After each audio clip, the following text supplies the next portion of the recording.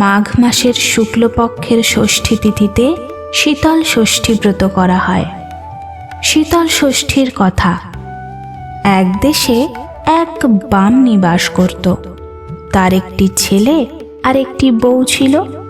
বউয়ের কোনো ছেলেপুলে হয়নি। সবাই মিলে মা ষষ্ঠীর কাছে দিন রাত প্রার্থনা করাতে বউ গর্ভবতী হলো।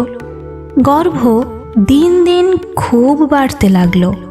10 মাস গেল, 1 বছর গেল, তবু কিন্তু সন্তান হলো না। একদিন বউ পুকুরে হাত মুখ ধুতে গিয়ে পা পিছলে পড়ে গেল। পড়ে যেতেই একটা লাউয়ের মতো থলে প্রসব করলে সে। বউ তাড়াতাড়ি শাশুড়িকে গিয়ে বললে। শাশুড়ি কর্তাকে ডেকে নিয়ে ঘাটে গিয়ে দেখলে যে একটা কাকে সেই থলেটি ছিঁড়ছে, আর তার ভিতর অনেকগুলো ছোট ছোট ছেলে কিলবিল করছে। তারা থলেটি নিয়ে বাড়ি গিয়ে দেখলে যে তার ভিতর 60টি ছেলে রয়েছে। কর্তা তাড়াতাড়ি আতুর ঘর তৈরি করে দিলে। নাতিদের ঘটা করে সেটেরা পূজা করলে। তারপর ষষ্ঠী পুজো করলে। 60 জনকে 60খানা ঘর করে দিলে। তারপর যথাসময়ে ক্রমে অন্নপ্রাশন, তারপর পৈতে হয়ে গেল।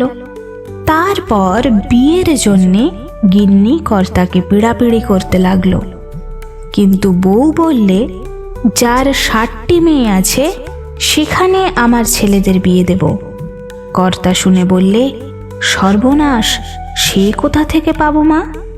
গিন্নি বললে, সবই মা ষষ্ঠীর দয়া, দেখবে তিনি বৌমার কোট বজায় রাখবেন। গিন্নির কথায় কর্তা তখন মেয়ে খুঁজতে বেরুলো। কর্তা কত দেশ খুঁজলে, কিন্তু কোথাও একজনের 60টি মেয়ে পেলে না। শেষকালে মা ষষ্ঠীর কৃপায় কর্তা এক দেশে এসে দেখলে যে একটি বউ 60টি মেয়েকে চান করাচ্ছে। তাই দেখে বামন আহ্লাদে মনে মনে ভক্তি ভরে মা ষষ্ঠীকে প্রণাম করে সেই বউকে গিয়ে জিজ্ঞাসা করলে, হ্যাঁ মা, এই মেয়েগুলো কি তোমার?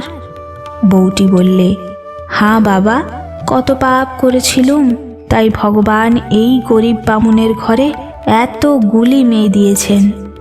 কর্তা তো তাদের পরিচয় পেয়ে বললে, তা তুমি আমার 60টি নাতির সঙ্গে যদি এদের বিয়ে দাও তাহলে তো বেশ হয়। সেই বউ এ কথা শুনে খুব সন্তুষ্ট হলো। তারপর তাদের বাড়ি গিয়ে কর্তাদের সঙ্গে কথাবার্তা সব ঠিক করে 60 নাতির বিয়ে দিয়ে নাত বউ ঘরে নিয়ে এলো। গিন্নি বললে, দেখলে মা ষষ্ঠী বৌমার কোট বজায় রাখলেন কিনা। তারপর কর্তা গিন্নি খুব ঘটা করে মা ষষ্ঠীর পূজা করলে। মাঘ মাসে সেদিন শীতল ষষ্ঠী। খুব বৃষ্টি হচ্ছে আর শীতও পড়েছে। গিন্নি নাত বউদের ডেকে বললে, আমি আজ এই ঠান্ডা জলে চান করতে পারবো না। আমাকে 1 হাঁড়ি গরম জল দাও আর 1 হাঁড়ি গরম ভাত রেঁধে দাও, আমি আজ তাই খাবো। নাত বউয়েরা মুখ চাওয়াচাই করতে লাগলো আর বলতে লাগলো, এনার কি ভীমরতি ধরেছে? নইলে আজ এই শীতল ষষ্ঠীর দিন উনুন জ্বালতে নেই, গরম ভাত খেতে নেই, আর ইনি কিনা তাই করতে বললে। যাই হোক, তারা তাই করে দিলে। সেই বামনি বুড়ি নে খেয়ে শুয়ে পড়ল। তারপর দিন সকালে উঠে দেখে যে বাড়ির কুকুর বিড়াল থেকে নাতি নাত বউ পর্যন্ত সবাই মরে গেছে। গিন্নি তখন কেঁদে পাড়া মাথায় করলে। পাড়াপড়শিরা এসে সব কথা শুনে সেই বামনি বুড়িকে ছি ছি করতে করতে চলে গেল। তখন মা ষষ্ঠী এক বৃদ্ধার বেশ ধরে এসে বললেন, ভালো করে গরম জলে চান করো, গরম ভাত খাও।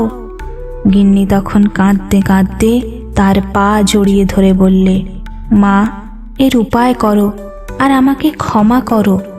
তখন মা ষষ্ঠীর দয়া হলো। তিনি বললেন, তোর নাত বউয়েরা যে শীতল ষষ্ঠী পেতেছে, সেই ষষ্ঠীর গায়ে যে দই হলুদ আছে তাই এনে আগে কুকুরের কপালে ফোঁটা দে, তারপর বাকি সকলের কপালে দে।